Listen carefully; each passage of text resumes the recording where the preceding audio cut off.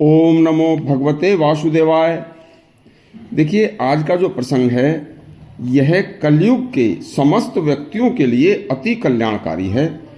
और यह प्रसंग वैशंपायन जी ने भीष्म पिता को सुनाया था और भीष्म पिता ने यह युधिष्ठिर को सुनाया था और युधिष्ठिर ने अपने पोते परीक्षित को सुनाया था। यह एक अति कल्याणकारी है। एक बार सुनने की कोशिश करना। अति दुर्लभ प्रसंग है। वैशंपायन जी बोले, हे भीष्म, यह जो दुर्लभ प्रसंग तुम्हें सुना रहा हूं, इस प्रसंग को जो सुनेगा उसके लिए कलिकाल भी, कलयुग भी सतयुग की तरह हो जाएगा। देखिए, आपने कलिकाल में जन्म लेने वाले मनुष्यों के कल्याण के लिए जो है प्रसंग मुझसे सुनकर समस्त कलयुग के मनुष्यों के ऊपर जो भारी उपकार किया है, यह अति कल्याणकारी है। तो सुनिए, जो व्यक्ति धर्म कर्म करने वाले तथा शास्त्रों के ज्ञाता किसी भी ब्राह्मण का धन चोरी कर ले या ब्राह्मण को झूठ बोलकर बहका कर या कोई कार्य करवा ले अथवा ब्राह्मण का धन हरण कर ले, तो वह मनुष्य सारे जीवन निर्धन ही रहेगा। उसके पास धन के आने के सभी रास्ते बंद हो जाएंगे। और हे भीष्म, यदि किसी प्रकार से धन उस व्यक्ति के पास आ भी गया तो वह शीघ्र ही नष्ट हो जाएगा। इसके बाद भीष्म, कलयुग में काम, क्रोध व लोभ का साम्राज्य बढ़ जाएगा। तीनों ही अति तीव्र गति से मनुष्य के मन व मस्तिष्क में प्रवेश करेंगे, जो हर समय अपना प्रभाव दिखाएंगे। देखिए, स्त्री पर पुरुषगामी व पुरुष पर स्त्रीगामी होने में कोई संकोच नहीं करेंगे।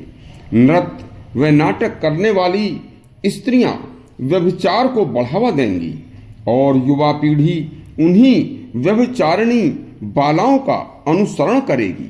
हे भीष्म, कलिकाल में मांस भक्षण व मदिरा पान का चलन बहुत बढ़ जाएगा, जो कि सर्व समाज में तेजी से फैल जाएगा तथा मांस खाने तथा मदिरा पीने वाले व्यक्ति अपने को सर्वोपरि समझेंगे तथा अपने को बड़े और कुलीन समझेंगे।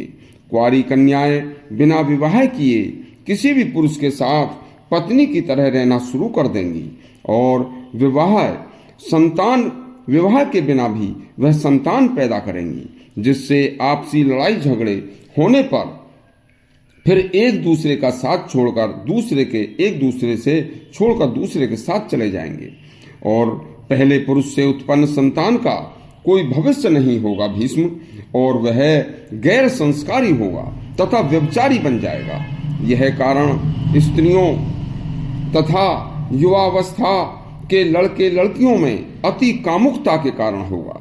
मनुष्यों में अज्ञानता बढ़ जाएगी, लेकिन अज्ञानी मनुष्य अज्ञानी होकर भी अपने को ज्ञानी समझेंगे, जिसके कारण समाज के जिन जिन अंगों में यह विकार आएगा, समाज का वही अंग कुकर्मों में लिप्त हो जाएगा। मांस भक्षण और मदिरापान के कारण इंद्रियों पर संयम नहीं रहेगा। सत्य व धर्म विलुप्त हो जाएगा। शिष्टाचार व प्रिय वचन समाप्त हो जाएंगे। मनुष्यों के स्वभाव में दया, उदारता, पितृ व देवताओं के प्रति भक्ति भाव नष्ट हो जाएगा। अतिथि सत्कार व दूसरों की सेवा का भाव भी नष्ट हो जाएगा। पुरुष व स्त्रियों को अधिक कामुकता के कारण लज्जा व शर्म समाप्त हो जाएगी। इसी प्रवृत्ति के कारण मनुष्यों व स्त्रियों में क्षय रोग बहुत तायत से फैल जाएगा तथा अनेक प्रकार के रोग व दुख शरीर में व्याप्त हो जाएंगे। चिकित्सा करने वाले लोग केवल धन के लोभ में सबकी चिकित्सा नहीं करेंगे, केवल धनवान लोग ही चिकित्सा करवा पाएंगे। हे भीष्म, जिस प्रकार अमृत पान करने से पूर्ण तृप्ति हो जाती है, उसी प्रकार इस ज्ञान को पाकर सुनकर तुम पूर्ण तृप्त हो जाओगे। दम ही इंद्रियों का संयम है। दम से महर्षियों ने इस लोक व परलोक में प्रसिद्धि पाई है। दम से ही मनुष्य पाप रहित होकर परम पद को प्राप्त करता है। दम स्त्रीय संयम, इंद्रिय संयम को कहते हैं। हे भीष्म, इस प्रसंग को जो सुनाएगा तथा जो सुनेगा उसका कलयुग में कल्याण होगा तथा मेरी बताई उपरोक्त बातों को सुनकर देखिए कलयुग में भी सतयुग जैसा आ जाएगा। इस तरह से और हमारे सुंदर ग्रंथों से सुंदर कल्याणकारी प्रसंग सुनने के लिए हमारे चैनल को सब्सक्राइब करें और घंटी दबाएं। धन्यवाद।